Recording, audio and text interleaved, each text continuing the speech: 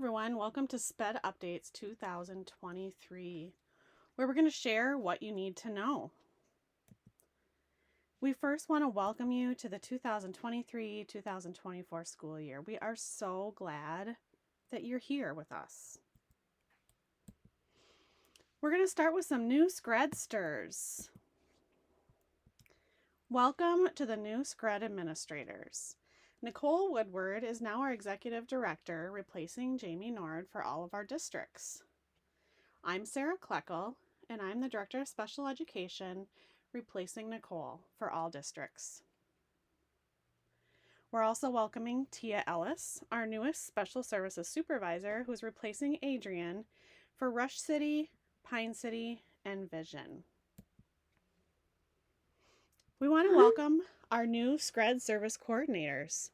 Geraldine Matson comes to us as a Social Behavior Services Coordinator, replacing Kevin for East Central, Hinckley, Pine City, Vision, and Rush City. Bridget Rogers is a new Academic Services Coordinator. She's going to be supporting East Central, Hinckley, Pine City, Vision, and Rush City. Julia Becker is also an Academic Services Coordinator, and she's going to be supporting Chisago Lakes and North Branch, replacing Jody Henderson last fall.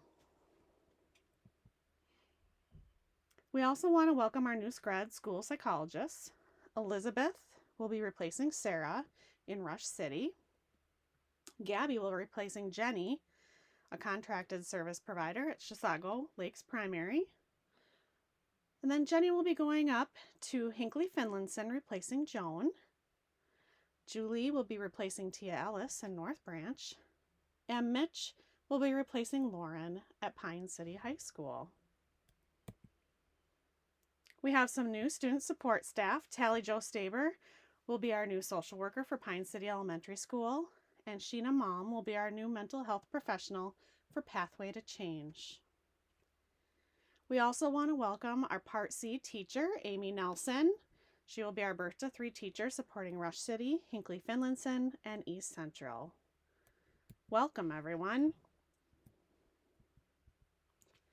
We have some technology program updates for you today as well.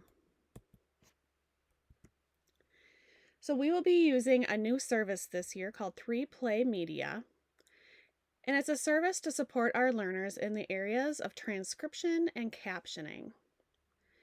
Those of you who will use it or may have learners that will benefit from these services, you'll learn more in the near future from Jackie or Molly. They'll be in touch with you soon. As we shared in the opening message, Brightspace is our one-stop shop for professional learning, CEUs, and more. If you haven't yet, please take time to get enrolled.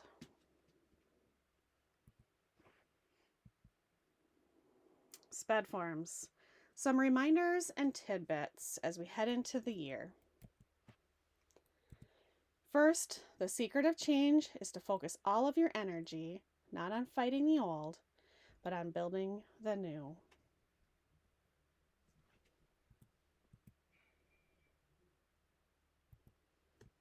So as you guys know, those of you returning, we started shifting from our own behavior support plan system to using the system in SpEd Forms, and we started this last year.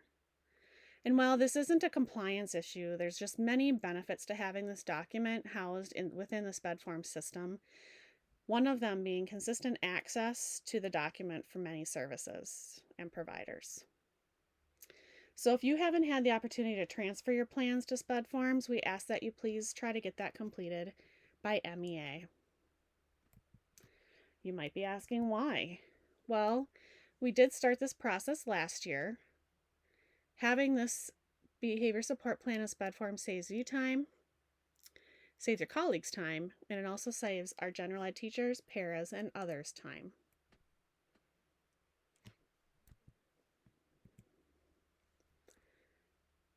As you guys know, SpEd Forms came out with version 2.0 some time ago. It really is time to make the change. So they continue to provide updated forms in the 2.0 version, and the more they're switching forms, the harder it's going to be to use version 1.0. And so, although there's not a date for when 1.0 is going to end, we really are still strongly encouraging you to switch over to 2.0 because sooner or later it's going to be required. If you don't know and can't remember how to change to version 2.0, we have this small video. Hi y'all, welcome to SpEd Forms 2.0, or how to make that switch if you are interested. So SpEd Forms 2.0 came out last August, but it was brand new, so we kind of put a pause on it with everything else going on in August last year, but wanted to open it up to everyone this year for an option for you. Again, this is an option. You do not have to change to 2.0, but if you would like to, we are recommending it. There are some really big improvements within the MA portion. So if you are someone who frequently interacts with that MA portion, particularly MA logs, it may be really beneficial to you to switch to 2.0 to help with the time that it takes to get those done. So here is how you navigate to get those pieces done. So if you're going to go here to your go-to menu, so that's a regular SpEd Forms login, nothing's changed there. Go to your go-to menu, and then educator setup. And then you're going to go to your profile. Check to make sure that all of your information on your profile is correct. If it's not, go ahead and change it in there with your name or your phone number. And then here is where you're going to change your version. So we're going to change that to SpEd Forms 2.0. And then I'm going to change, you can change here your default landing page. So I like it to land on educator student list so that every time I sign into SpEd Forms, that's the page that pops up. If you like to be on the last page you were at or educator assessments, you can change that there. And then I'm going to hit save. And you can see it looks a little bit different. So here is what the profile looks like now. And then here is my main menu. So over here, by clicking these three lines, that is what makes that menu kind of go bigger or go smaller. So I'm going to go bigger because I don't know what those symbols mean yet. And I'm going to go to my educator student list. And just click on this to make that go small. And then here are all of my students. Hi, y'all. Welcome to... So we also have a new drop down on the SpEd Forms dashboard in 2.0. And so to get to that, you'll click on that caret next to the red stop sign to see the menu. Pretty awesome. All right, the next update we have for you is regarding the paraprofessional section. So there's going to be a bit of a change this year, where we would like all paraprofessional services, whether it's one-on-one, shared paraprofessionals, PCA, or job coach services, we'd like those to be included on that part of the services page of the IEP. These changes will only occur as you hold IEP meetings this school year, so no need to go in and change things now. You're just going to do that as you hold IEP meetings. And what you'll do is teams will continue to describe the what, when, where, the who, frequency, and the location, but for all paraprofessionals or adult support needed throughout the day. So there's going to be drop downs and a separate section you'll use for each drop down. So if your learner has a one-on-one and a shared, those will be in two different sections. If your learner has shared and PCA, those will be in different sections. The grid should be completed in its entirety for each area of need. So we made you an example here of each. So if our learner receives paraprofessional support, you are going to then determine which type of support that is, if it's one-on-one, shared, personal care assistant, which is PCA, or job coach. You're going to include the start date, the frequency, the minutes perception, the location, and then in that section underneath, you're going to describe in detail what that looks like. So the why, as we think about our learners and the need to be specific with our paraprofessional support, we determined that this would be a helpful way to begin capturing needs and our allocation of resources. So team members really do need to have a clear understanding of the support, and we are required to be specific in the IEP. This also provides the ability to capture needs and allocate resources. And from a systems perspective, it really can help with planning, scheduling, and then allocating those resources.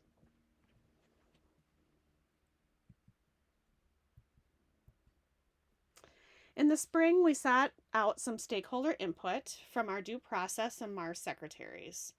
They work with our data request change form the most and that information. And so we truly are trying to make this as efficient as possible for them and everyone that uses the forms. So instead of 4 forms in your district, we have narrowed them down to 1 form for all.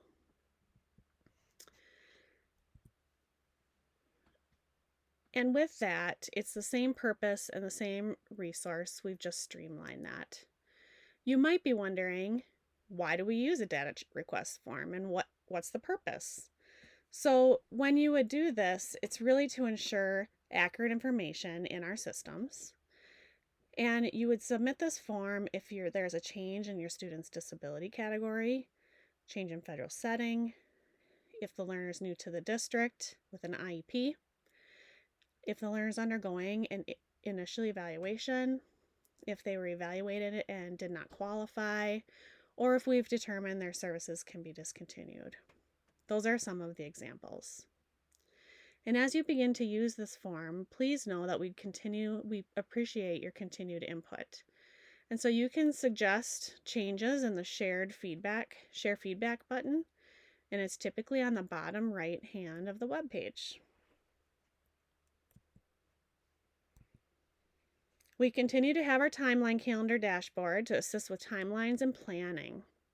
You're going to continue to find this in the CMR site under evaluations and then planning. They should all be updated for this school year. As many of you know, we have a SCRED, Special Education Advisory Committee. And we really want to continue to recruit and retain parent members as we continue to build those relationships and partners with our families and our member districts. One of our goals is recruiting and retaining parents. And so really what we'd like you to know is when the meetings are. The meetings are 3 times this school year.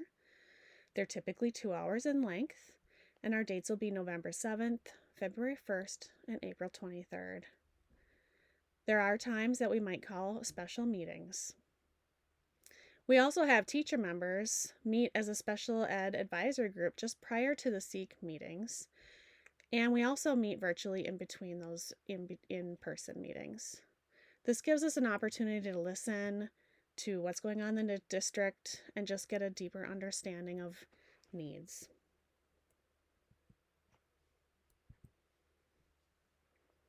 So we really would like to have more parent members, and we would really like to represent all 13 disability categories in each of our member districts if possible. This also includes our non-public families. So if you know of a parent, particularly those who are strong advocates and partners, please consider nominating them or asking them to fill out an application.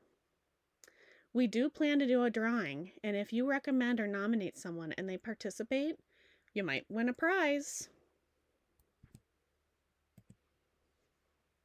So how does SCRED partner? This flyer is the result of our SEAC committee, working together to really come up with a flyer to help our families within our member districts understand how SCRED supports and collaborates with our districts to support families.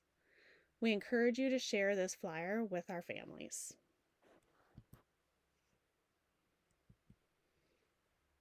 This year we'll continue to use the department model that began last school year. So a week prior to the department meetings, I will send out a video with information. And what this does is it gives you each time to review the information And then you can come to department meetings with questions, wonderments, or any needed clarifications. And the weeks of our department meetings will be September 25th, November 13th, February 5th, April 8th, and May 6th. We want to quickly highlight that our SCRED CIMP this year will be January 17th, 18th, and 19th.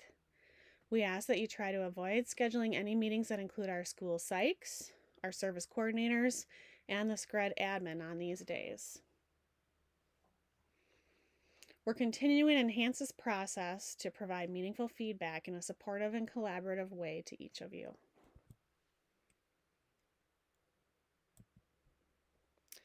So I leave you with this message for the day. Remember why you are here and what brought you to this profession. You make a difference, and I wish you a great beginning of the school year.